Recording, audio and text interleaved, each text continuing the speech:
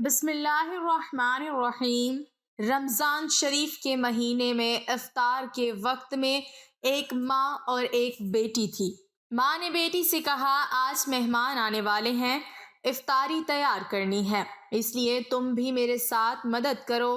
بیٹی نے صاف جواب دے دیا، امی اس وقت ٹی وی پہ میرا پسندیدہ سیریل چل رہا ہے، میں اس کو دیکھوں گی، جب وہ ختم ہو جائے گا تو کچھ کام کروں گی۔ وقت کم تھا، اس لیے ماں نے کہا، تم اس کو چھوڑو، پہلے افطاری تیار کراؤ۔ مگر بیٹی نے ماں کی بات انسنی کر دی۔ پھر اس خیال سے ٹی وی دیکھنے اوپر والے کمرے میں چلی گئی کہ اگر میں نیچے بیٹھی رہی تو امی مجھے بار بار بلاتی رہیں گی۔ لڑکی نے اوپر کمرے میں جا کر کمرہ اندر سے لاک کر لیا اور ٹی وی دیکھنے میں مشغول ہو گئی۔ نیچے ماں بیچاری آواز دیتی رہ گئی، لیکن اس نے کوئی پرواہ نہیں کی۔ ماں سے افطاری کے لیے جتنا ہو سکا انہوں نے اتنا کر لیا۔ اتنے میں مہمان آ گئے، سب لوگ افطاری کے لیے بیٹھ گئے۔ ماں نے پھر لڑکی کو آواز دی تاکہ وہ بھی نیچے آ کر روزہ افطار کر لے، لیکن کمرے سے کوئی آواز نہیں آئی تو ماں کو گھبراہٹ ہو گئی اور وہ اوپر گئی۔ دروازے پہ جا کے کافی آوازیں دی پر اندر سے کوئی جواب نہ آیا تو ماں اور گھبرا گئی۔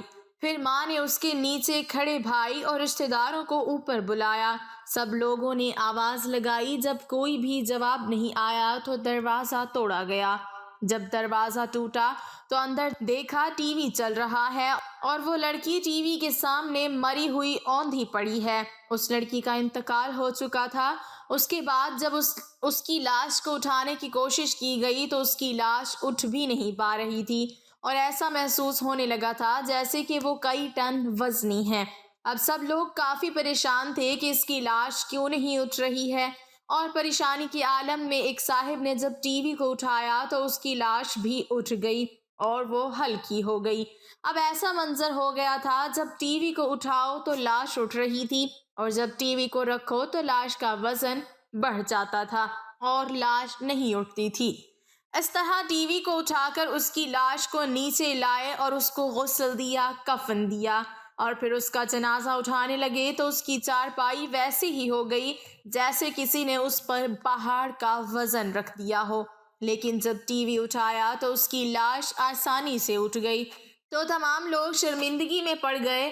آخر میں جب ٹی وی جنازے کے آگے آگے چلا تو اس کا جنازہ گھر سے نکلا۔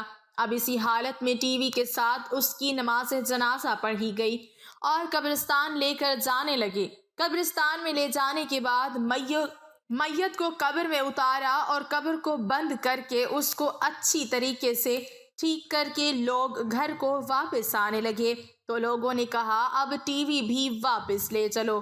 لیکن جب ٹی وی اٹھا کر واپس جانے لگے تو اس لڑکی کی لاش قبر سے باہر آ گئی۔ کتنا خوفناک منظر ہوگا کہ دیکھنے والوں کے ہاتھوں کے طوطے اڑ جائیں۔ لوگوں نے دوبارہ ٹی وی کو ادھر ہی رکھا اور اس کی لاش کو قبر کے اندر رکھ کے قبر کو بند کر دیا۔ پھر دوبارہ ٹی وی لے کر چلے تو پھر وہی ہوا، اس لڑکی کی لاش باہر آ گئی۔ اب لوگوں نے کہا، یہ ٹی وی کے ساتھ ہی دفن ہوگی، اس کے علاوہ اور کوئی راستہ نہیں ہے۔ آخر کار تیسری بار میں لڑکی کو قبر میں رکھا اور ٹی وی کو بھی اس کے ساتھ رکھ دیا گیا۔ ایسے ہی اس کو دفن کرنا پڑا۔ اب آپ خود اندازہ لگاؤ اس لڑکی کا کیا حشر ہوا ہوگا۔ ہماری سمجھداری کے لیے اللہ تبارک و تعالی نے ہم کو دکھا دیا۔ ابھی بھی اگر ہم نہیں سدھرے تو ہم سے بیکار انسان کوئی بھی نہیں ہے۔ اسی طرح کا ایک اور واقعہ ملاحظہ فرمائیں۔ ہند کے کسی شہر کی ایک مسجد میں کچھ سوگوار افراد گھبرائے ہوئے آئے اور نمازیوں سے کہنے لگے، ہمارے یہاں میت ہو گئی ہے اور بڑا عجیب معاملہ ہے، آپ حضرات برائے کرم آ کر دعا فرما دیجئے۔ جب سب گھر پہنچے تو ایک جوان عورت کی لاش کمرے میں رکھی تھی اور اس کے چاروں طرف بڑے بڑے خوفناک کن کھجورے محاصرہ کیے ہوئے تھے۔ یہ وحشتناک منظر دیکھ کر مارے خوف کے سب کی گگھی بند گئی۔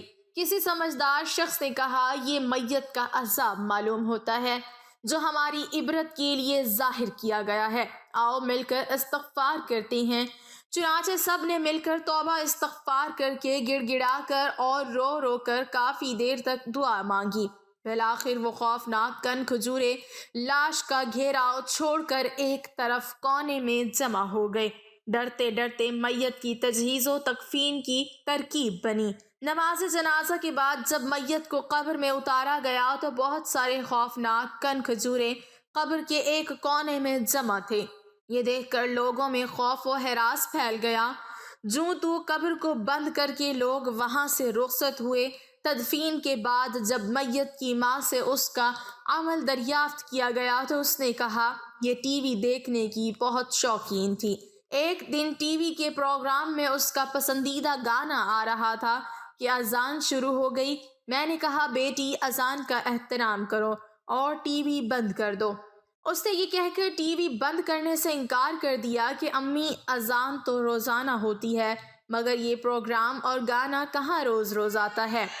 ایسا معلوم ہوتا ہے کہ اس کو یہ عذاب اسی سبب سے ہوا۔ ناظرین، ان واقعات کو سن کر ہو سکتا ہے کسی کے ذہن میں یہ وسوسہ آئے کہ یہ سب کس طرح سے ہو سکتا ہے، یہ باتیں عقل میں نہیں آتی۔ عرض یہ ہے ہر بات کو عقل کی کسوٹی پر نہیں رکھا جاتا۔ ثواب و عذاب کا معاملہ حق ہے۔